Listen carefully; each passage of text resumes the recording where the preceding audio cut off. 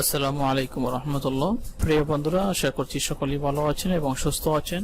Noor IT take চ্যানেলের পক্ষ থেকে আপনাদের সকলকে স্বাগতম জানাচ্ছি। আজকে আমি যে বিষয়টি নিয়ে আলোচনা করব সেটি হচ্ছে প্রাথমিক তৃতীয় ধাপের লিখিত পরীক্ষার ফলাফল কবে প্রকাশ করা হবে। এই বিষয়ে সর্বশেষ আপডেটটি আমি আপনাদের সাথে শেয়ার করব। ভিডিওটি শুরু করার আগে আপনি যদি এই চ্যানেলে নতুন হয়ে থাকেন তাহলে এখনই সাবস্ক্রাইব করে ফেলুন, আর যদি অলরেডি সাবস্ক্রাইব করে থাকেন তাহলে থ্যাংক ইউ সো মাচ। চলুন তাহলে শুরু করা যাক। 18তম শিক্ষক নিবন্ধনের লিখিত পরীক্ষার ফল অক্টোবরে। 18তম শিক্ষক নিবন্ধনের লিখিত পরীক্ষার ফল অক্টোবরের প্রথম দিকে প্রকাশ হতে পারে।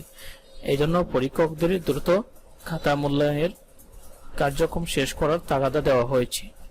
লিখিত পরীক্ষার ফল প্রকাশের 2 সপ্তাহের মধ্যে মৌখিক পরীক্ষা শুরু করা হতে পারে বলে জানা গেছে। সরকারি শিক্ষক নিবন্ধন ও প্রত্যয়ন কর্তৃপক্ষের একটি সূত্র এই তথ্য জানিয়েছে।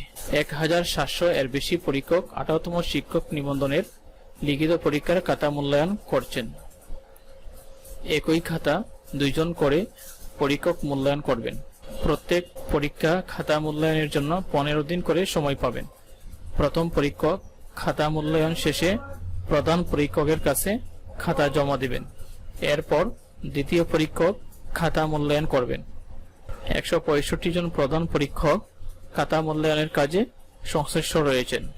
নাম অপ্রকাশিত রাখার শর্তে এনটিআরসি এর পরীক্ষা মূল্যায়ন ও প্রত্যয়ন শাখার এক কর্মকর্তা বলেন, 1 থেকে 12তম শিক্ষক নিবন্ধধারীরা প্রতিদিন এনটিআরসি এর কার্যালয় তালাবদ্ধ করে রাখছেন। পরীক্ষকরা খাতা মূল্যায়ন শেষে এনটিআরসি এর কার্যালয়ে জমা দিবেন কিভাবে? এভাবে আন্দোলন করে আমাদের জিম্মি করে দাবি আদায় হবে? কার্যালয় তালাবদ্ধ করায় আমরা কোনো কাজই করতে পারছি না। ফল প্রকাশের বিষয়ে জানতে চাইলে এনটিআরসির পরিচালক মোহাম্মদ আব্দুর রহমান বলেন, 18তম শিক্ষক নিবন্ধনের লিখিত পরীক্ষার ফল অনেক আগেই প্রকাশ করা হতো, তবে পরিস্থিতি বিবেচনায় ফল প্রকাশে বিলম্ব হচ্ছে। আমরা চেষ্টা করছি দ্রুত সময়ের মধ্যে ফল প্রকাশের। আশা করছি অক্টোবরের শুরুর দিকে ফল প্রকাশ করতে পারব। অক্টোবরেই এই নিবন্ধনের মৌখিক পরীক্ষা শুরু হতে পারে বলে জানান তিনি। তো প্রিয় বন্ধুরা, 18তম শিক্ষক নিবন্ধনের লিখিত পরীক্ষার ফল অক্টোবরের প্রথম সপ্তাহে প্রকাশ করা হতে পারে।